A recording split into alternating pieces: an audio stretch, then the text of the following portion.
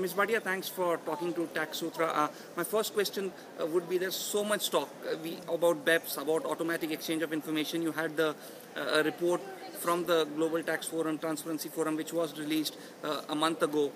You've done a lot of peer reviews, those who are compliant with phase 1, those who are moving to phase 2. Can you tell a little bit about, what exactly have your findings been? How are most countries compliant right now with your exchange of information requirements? Well, most of the countries are at different stages of compliance. They're required to comply to all 10 terms of reference or the essential elements of exchange of information on request. And if you look at the reports, you'll see that various countries are at various stages. A total of, in 98 reviews that we've done, we have given about 666 recommendations to different countries on various terms of reference.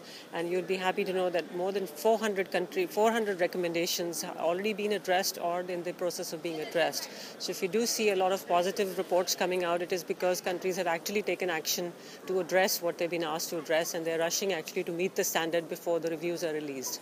So that is reflected in the reports, that countries are at different levels. Some are slower than the others, but most are moving, and all of them are moving in the right direction. What about India?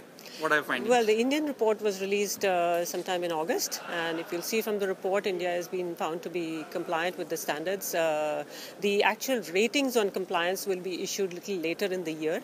So it is meeting the standards or meeting the requirements of the standard. India has been found to be a little slow initially in responding to requests from other countries, but they've geared up towards the later period of the review, and now they're providing the information and they're providing it in a timely manner.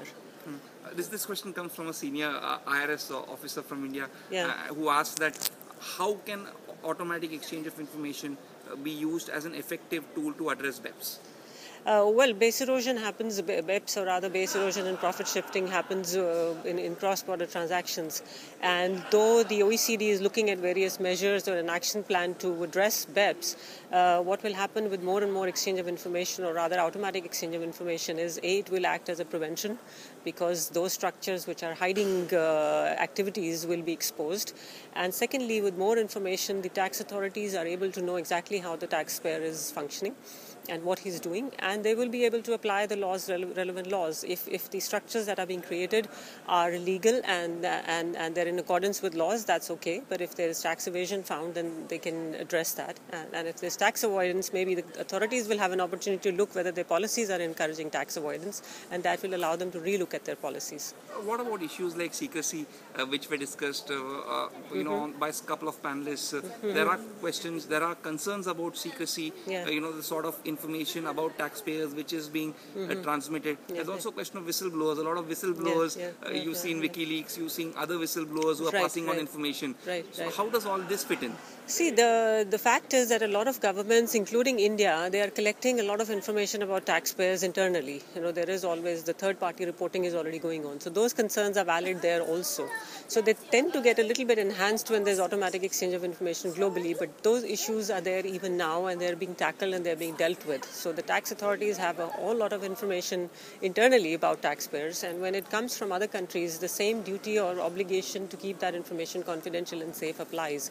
And the standard that is being worked by OECD is going to take that into account very seriously, that this is confidential information and this should be used for right purposes. So secrecy of information, you're not seeing any domestic law secrecy legislation coming and hampering this EOI mechanism?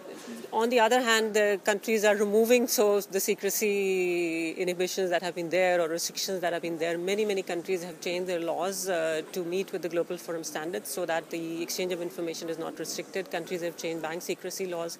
Countries have changed many laws to make sure that information can be provided in accordance with the standard.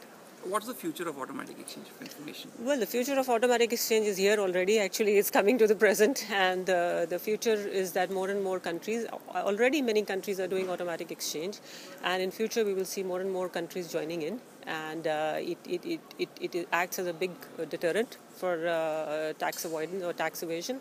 And so in future you will only see that it's happening. The FATCA has been a big pusher of automatic exchange, and I think once countries gear up for FATCA, they know that they would be able to exchange with others also. And once the multilateral instrument comes in, or multilateral platform which is being developed by OECD comes in, I think more and more countries will join in and start exchanging information automatically. Last couple of questions. Are tax havens on board?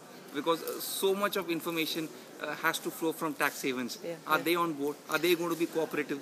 Well, the so-called tax havens, I don't call them tax havens, they're all members of the Global Forum, and they're moving in this together, and they will also individually decide where they will go with this. And a lot of them are joining FATCA, a lot of them are joining the initiative which the G5 has initiated. So in future they will have to take a call whether they want to be on board or they want to be left behind, because what is important is a level playing field. So a level playing field means everybody goes on board. But so we are hoping that this will be the future. Timeline, the BEPS has an ambitious timeline. India has signed over 80 exchange of information, I think agreements in the last year and a half or two. So you're seeing a lot of concern and therefore a lot of speed with which these projects are getting implemented. I wouldn't speak for the BEPS. I will speak, and because what the Global Forum is doing is actually working on exchange of information requests. As I said, we have a very narrow mandate, and our mandate is to complete our ratings by the end of this year. So by the end of this year, in November, you will see that the Global Forum will actually give an overall rating to 50 countries. At the same time, automatic exchange of information is moving. The OECD is developing the standard, the technical platform, and the legal platform to be able to do it. So that we will see coming in 2014. The BEPS, as you see, you have the action plan with the timelines, and I'm sure that the OECD would be working in accordance with those timelines. But a lot of change is happening, and I think the pace will only grow. It won't slow down. Thank you so much, Ms. Bhatia. Thank you very much.